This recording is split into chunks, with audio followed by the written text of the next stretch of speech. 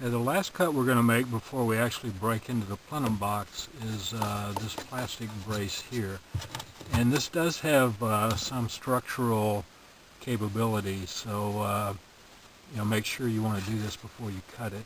In our evaluations, this is not a critical structural part of the automobile. We see no problems cutting it, but I want to make sure you make your own decisions with that. So you can see the line again. We're just going to cut a little area into it to give us enough room to access the plenum box. Okay, I've made the cut along the sides and pulled this plastic piece out. If you note on the back of it, it does have a few points where it's connected to a cross piece. You really just want to get it loose and you can break it out of there. The plastic will come loose pretty quick. One other comment, if you are very concerned about the structural impact of this fix, and I think you'll see that it's fairly sturdy, you can always replace this piece and epoxy it back in place. You could put metal braces. You could even sand and refinish and repaint if you wanted to. In our opinion, it's best just to pull that out and discard it. We're now ready to make the cuts into the plenum box. Again, I've made marks, but it's fairly easy to follow the lines of the box. So you'll see right along this edge, nothing behind there, across the top, and then we'll come straight down. And it is important to keep this screw as part of the cutout. When we replace it, this screw will help hold everything in place. The only critical thing to be concerned with here is right along this edge, along this line, and right behind this square protrusion in the box. This is where the AC evaporator core is located. And you want to make sure you don't cut into that. And when we make our cuts along this line, we want to make sure that our Dremel tool is pointed straight into the box so that we don't turn it this way and get into the core. As long as we come straight down and use this line as a guide, there's no danger. Note also that there's a tongue and groove interface between the top and bottom of the box. So we will come down and cut through this tongue and groove, and we'll do that on both sides, and we'll leave the tongue and groove in place. And when we replace this cutout piece, it'll fit back in. We'll put the screws in place, etc. So I'm going to go ahead and make the cut and return in a minute. The cuts are made in the box. What's shown in the instructions will give you a good outline of where the cuts are made. We'll remove this one screw, and now this panel will come out. Okay, and again, you want to make sure that we didn't go all the way in and impinge on the heater core or the AC evaporator core. Now, on this particular one, we knew that the bottom was broken. If you look straight into the box now, we can see the door.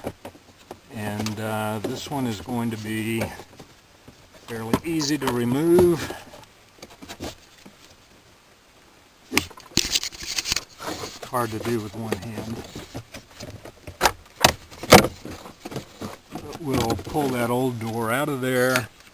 And just so you believe it was actually broken, here's what the bottom of the door looked like, and you can see that it is compromised and the motor is no longer turning the door. Okay, you may notice things got a little bit cleaner. I did pull out a shop vac and pull out or vacuum up some of the plastic shavings.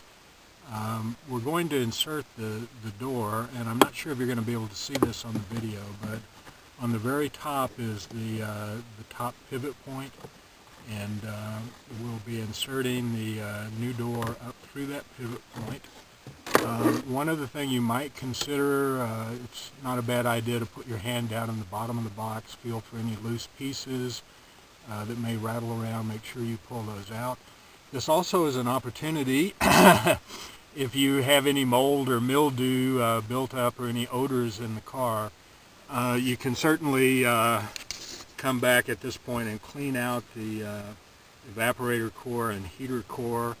All of this does have a drain on the bottom, so any liquids that you put into the box will drain out through the condensation vent.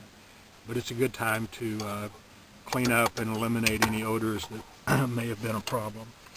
The next thing we're going to do is to actually insert the door, and I'm not going to show that on the video because all you'll see are my hands, but this is the HeaterTreater door, and the extension on the end here is going to go through the loop in the top of the box. This will slide over the base, and then from the bottom we will insert the drive axle.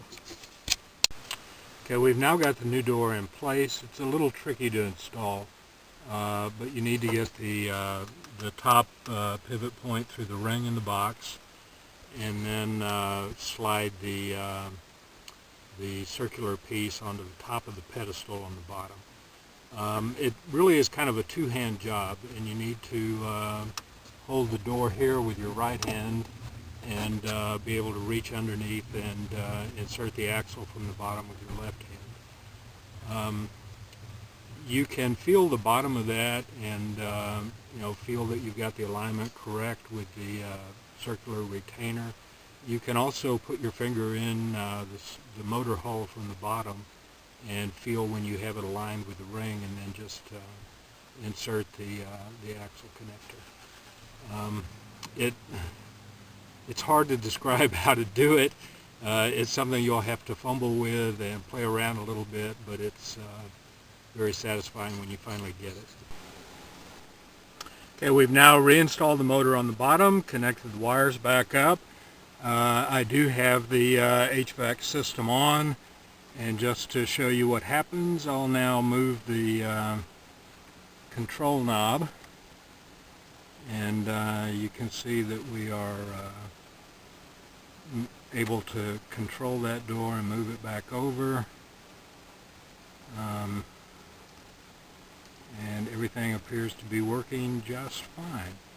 So our final step will be to seal this cut back up and put the vents back in place. Most of that will be pretty boring, so we'll show you one more picture of what it looks like after we've sealed the box.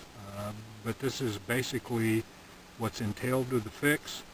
It's not a particularly difficult fix, but it does require a little bit of jiggling around with the system, removing bits and pieces, getting things aligned and put back together. So there is a frustration factor, but it's one of those that if you just keep at it, you'll get the axle aligned properly, get the door in properly. It's well within normal shade tree mechanic capabilities. Okay, here's the finished product. We've put the screw back into the bottom, which holds the cutout piece in place, and we have sealed that with metal duct tape. It is fairly solid like this. If you want to, you can use a hot glue gun to kind of tack weld that in place in a couple of spots. For whatever reason, the plenum box on the Fords is a little more flimsy than what we see on Chevrolet and Chrysler, but still this metal duct tape is very strong material, and it will hold it in place like this. Certainly if you want to use some epoxy or hot glue, that can be done at your option. We're not going to replace any of the molding pieces, nor are we going to replace the back of the glove box. So our final step is going to be to close the glove box, and we're done. No one will ever see this fix unless they fully open the glove box and look for it specifically, and you will have full AC and heat functionality with the truck. And this is a little bit more work than driving down to the local Ford dealer and paying them $1,500 to fix your truck. but we believe in the long run it is a good value, and the amount of work is well within the grasp of most home mechanics, and certainly you could take this down to a local mom and pop garage and have the installation done there. And again, it would be far cheaper than the full process of removing the dash and replacing it with more cheap plastic parts.